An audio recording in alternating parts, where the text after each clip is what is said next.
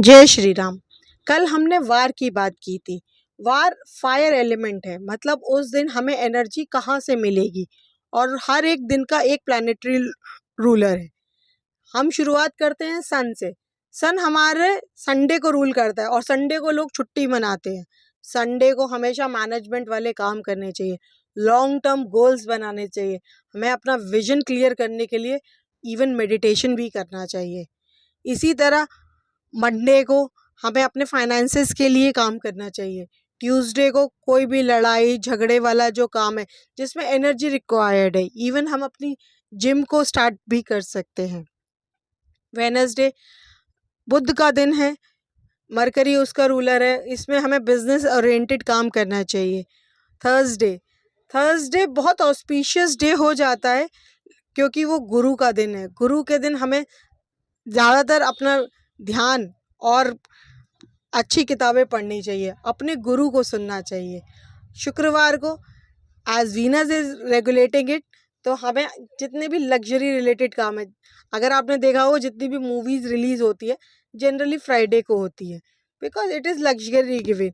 और सैटरडे को जनरली वो लोअर क्लास के लिए होता है, लेकिन सैटरडे की सबसे अच्छी खासियत ये है कि सैटरडे ऑयल को रिप्रेजेंट करता है। तो आजकल जो तेल मालिश है या कहें ऑयल बाथिंग है, हमें सैटरडे को ज़रूर करनी चाहिए, ताकि जो हमारे फाइनेंशियल रिलेटेड प्रॉब्लम्स हैं उससे हम छुटकारा पा सके। और हर एक दिन की अलग अलग विशेषताएं हैं, उनमें कुछ कार्य करने चाहिए, कुछ कार्य नहीं करने चाहिए। अगर जो प्लानट जिसका फ्रेंड नहीं है उसके अगेंस्ट में आप काम करते हैं तो हमें उस दिन के कार्य की पूर्ण सफलता नहीं मिलती। और यह अब बात करते हैं तिथि की। तिथियां हमें 15 तिथियां दी गई हैं, तो उसमें कुछ 15 तिथियां शुक्ल पक्ष की हैं और 15 तिथियां कृष्ण पक्ष की हैं। शुक्ल पक्ष हमारा वैक्सिंग फेस है, फ्रॉम अमावस्या टू पूर्णिमा, और कृष्ण पक्ष हमारा वैनिक फेस है, फ्रॉम पूर्णिमा टू अमावस्या। इसमें भी अगर शुक्ल पक्ष का देखा जाए, उसमें शुक्ल पक्ष और कृष्ण पक्ष तिथियां भी 5-5 के डिवीजन में करी हुई है। तो शुक्ल पक्ष की फर्स्ट 5 तिथि उतनी शुभ नहीं है, उसको अशुभ में आती हैं। नेक्स्ट 5 यानी 5 to 10 मध्यम है और 10 to 15 श्रेष्ठ है। वहीं कृष्ण पक्ष में 1 to 5 श्रेष्ठ हैं, 6 to 10 मध्यम है तथा शेष 5 तिथियां अशुभ होती हैं। इन्हीं तिथियों में कुछ काम वर्जित हैं, कुछ नहीं है। जैसे प्रतिपदा में हम विवाह, यात्रा और मुंडन, मंगल कार्य नहीं करते अगर वो शुक्ल पक्षी हो, लेकिन कृष्ण पक्ष की प्रतिपदा में हम कर सकते हैं। द्वितीय तिथि में विवाह, ज्वेलरी खरीदना और भी मंगल कार्य कर सकते हैं। तृतीय तिथि में भी मंगल कार्य कर सकते हैं। जो भी रिक्ता तिथि हैं उनमें हमें कोई भी शुभ कार्य नहीं करना चाहिए और उनसे बचना चाहिए। पंचमी तिथि को कोई भी शुभ कार्य कर सकते हैं, लेकिन किसी को डेट ना दे, मतलब किसी को ऋण नहीं देना चाहिए।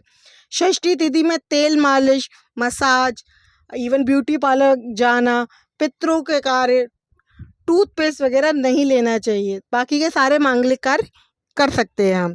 सप्तमी तिथि में भी हम सारे अच्छे काम कर सकते हैं।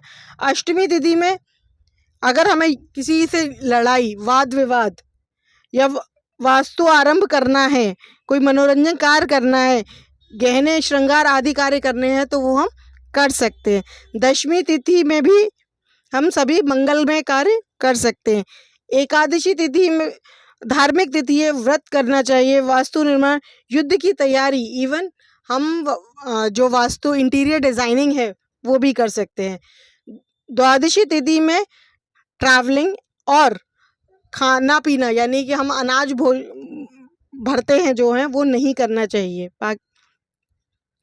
बाकी के सभी मंगल व कठिन कार्य, क्रूर कार्य किए जा सकते हैं। त्रयोदशी तिथि में भी सारे अच्छे कार्य किए जाते हैं। पूर्णिमा तिथि में सारे शांतिपूर्वक कार्य, मंगल कार्य किए जा सकते हैं। अमावस्या तिथि पितरों की तिथि है, तो इसलिए इस दिन कोई मंगल कार्य ना करे। अब इतना कन्फ्यूजन क्रिएट हो जाता है कि दोनों को मिला के क्या करें क्या ना करें, दिन को चुने तिथि को चुने। इसलिए हमारे ऋषियों ने इन दोनों को मिलाकर कुछ योग का निर्माण किया कि अगर आपको नंदा तिथि के दिन शुक्रवार पड़े, भद्रा तिथि के दिन बुधवार पड़े, जया तिथि के दिन मंगलवार पड़े और रिक्ता तिथि के दिन शनिवार और पूर्णा तिथि के दिन गुरुवार पड़े तो सिद्धि योग बन जाता है। ये योग सबसे अच्छा होता है क्योंकि इस दिन सारे कार्यों की सिद्धि हो जाती है और ये हमें अशुभ पड़ने वाले जितने भी कार्य होते हैं उनसे हमें जो उस पंचांग में या उस दिन की एनर्जी को जो खराब कर रहे होते उन सब से हमें मुक्ति मिलती है और हमें प्लैनेटरी सपोर्ट मिलता है अगर इस दिन ये तिथियां पढ़ें। तो कोशिश करनी चाहिए कि हमें वैनिंग और वैक्सिंग फेस में से वो तिथियां मिले जहां मून अपनी पूर्ण स्ट्रेंथ में है, यानी कि अष्टमी से लेकर अष्टमी तक, शुक्ल पक्ष की अष्टमी से लेकर कृष्ण पक्ष की अष्टमी तक ये मून हमेशा अपनी हाईएस्ट फॉर्म में होता है, तो उस दिन वो पावरफुल होता है, तो हमें वो कार्य उस दिन करने चाहिए। ऑल्सो जो हमारा ये सिद्धि योग है वो सबसे अच्छा इसलिए भी है कि उसमें बहुत ज़्यादा कैलकुलेशंस नहीं है, मतलब हम जो काम शुरू कर रहे हैं अपनी सिद्धि के लिए वो बहुत अच्छे से हम कर पाते हैं। अभी जो मैंने सैटरडे को ऑयल बाथिंग की बात की थी तो उसमें हमें कोशिश करनी चाहिए Sunday, Tuesday, Friday and Thursday को ऑयल नहीं लगाना चाहिए, क्योंकि अगर हम संडे को ऑयल लगाते हैं तो हमें बीमारी हो सकती है, मंगलवार को लगाते हैं तो शरीर में कोई प्रॉब्लम हो सकती है, फ्राइडे को लगाते हैं तो हम लॉसेस भी सफ़र कर सकते हैं और थर्सडे को लगाते हैं तो हमें मिसफॉर्च्यून का सामना करना पड़ता है। इसलिए ऑयल वाली रेमेडी डेली ना करके स्पेसिफिकली सैटरडे, मंडे और वेडनेसडे को करें तो आपको फाइनेंशियल, बॉडी ग्लो और अपने जीवन में सौभाग्य की वृद्धि मिलेगी। इसी के साथ आज के लिए मैं विराम करती हूँ। धन्यवाद। राधे राधे।